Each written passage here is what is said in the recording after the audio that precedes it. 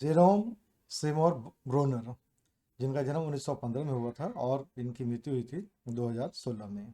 Jerome सिमोर Brunner जो थे एक प्रसिद्ध अमेरिकी मनोवैज्ञानिक और 20वीं शताब्दी के प्रमुख शिक्षाविद थे। इन्होंने शिक्षा में सक्रिय अधिगम और खोज के द्वारा सीखना और संज्ञानात्मक विकास के महत्व पर जोर दिया था। और ब्रूनर का यह मानना था कि विद्यार्थी सबसे बेहतर तब सीखता है जब वह स्वयं खुद से खोज करके समस्या का समाधान निकालता है और अपने अनुभव के माध्यम से अपने नए ज्ञान का निर्माण करता है। अगर हम ब्रूनर्स के थ्योरी की बात करें तो उन्होंने उनका जो मुख्य जो शिक्षण सिद्धांत था वो उन्होंने ये कहा कि डिस्कवरी लर्निंग यानी कि खोज करके सीखना, स्पायरल करिकुलम्स के बारे में भी उन्होंने बताया। ब्रूनर ने कहा कि सीखना केवल तथ्यों को याद करना नहीं बल्कि अर्थ का निर्माण करना है। उन्होंने डिस्कवरी लर्निंग यानी कि खोज पर आधारित अधिगम को की अवधारणा का सूत्रधार किया यानी कि प्रस्तुत किया उन्होंने, जिसमें उन्होंने कहा कि विद्यार्थी स्वयं अपने उत्तर की खोज की प्रक्रिया में सक्रिय रहता है। और साथ ही साथ उन्होंने स्पायरल करिकुलम का भी विचार विकसित किया, जिसमें विषयों को बार बार लेकिन हर बार अधिक गहराई और जटिलता के साथ पढ़ाया जाता है। तो ये दो जो उनका सिद्धांत था, पहला था कि डिस्कवरी लर्निंग और दूसरा था स्पायरल करिकुलम, ये दोनों का खोज उन्होंने किया था। साथ ही अगर हम उनके मुख्य जो सिद्धांत हैं, प्रिंसिपल्स हैं, उनकी अगर हम बात करें तो inactive, iconic and symbolic mode of representation जो उनका था, उनके अनुसार क्या था कि इनएक्टिव यानी कि एक्शन बेस्ड। ब्रूनर जो है ना explain that childrens learn in 3 modes. उन्होंने बताया कि बच्चे जो होते हैं वो 3 मोड में अच्छा पढ़ते हैं। इनएक्टिव यानी कि action based learning by doing. दूसरा था आइकॉनिक, इमेज बेस्ड, जहाँ पर हम पिक्चर और विजुअल्स के थ्रू पढ़ाते हैं। और तीसरा था सिंबॉलिक, लैंग्वेज बेस्ड, जहाँ पर हम लोग वर्ड या फिर सिंबल या फिर एब्स्ट्रैक्ट थिंकिंग को हम लोग यूज़ करते हैं। तो ये उन्होंने 3 जो आपके पास मोड था ना, action based, image based and language based, इस पर उन्होंने जोर दिया था।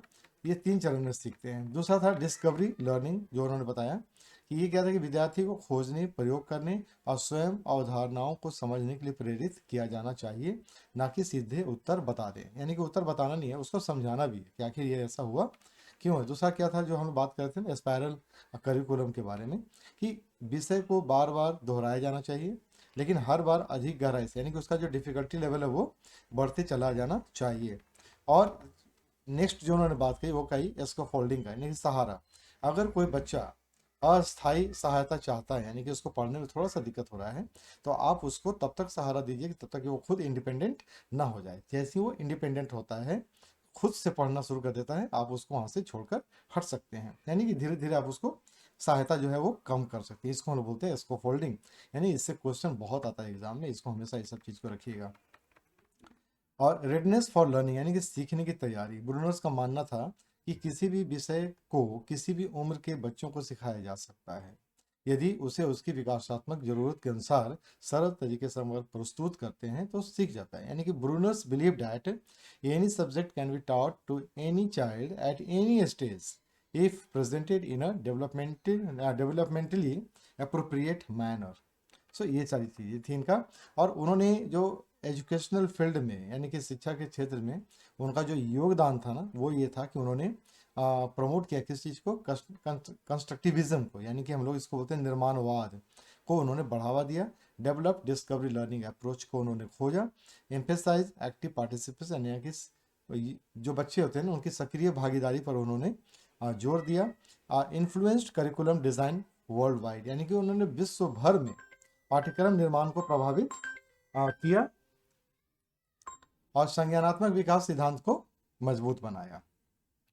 अगर हम एमसीक्यू की बात करें कि जेरोम ब्रूनर्स पर जो एमसीक्यू आता है वो किस तरह का आता है, तो देख लीजिएगा ब्रूनर्स किस प्रकार के अधिगम से जुड़े हैं। तो हम उसको बोलते हैं discovery learning. Which of the following is not a mode of representation, तो इसमें हम बताते हैं ऑपरेंट।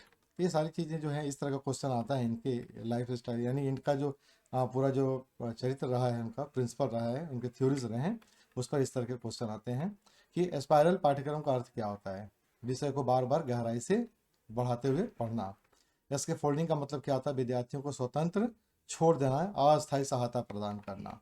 ठीक है, एक लास्ट क्वेश्चन देख लेते हैं हम लोग कि any subject can be taught to any child, this idea was given by Bruner, see Bruner. तो ये सारी चीज़ें इस तरह के क्वेश्चन आते हैं। एक और क्वेश्चन है आपके पास कि इनएक्टिव मोड रेफर्स टू जो एक्शन, यानी कि जो इनएक्टिव मोड जो होता है ना वो किसको रिप्रेजेंट करता है, एक्शन को रिप्रेजेंट करता है। तो ये था जेरोम ब्रूनर के बारे में, उनका पूरा शॉर्ट ये है।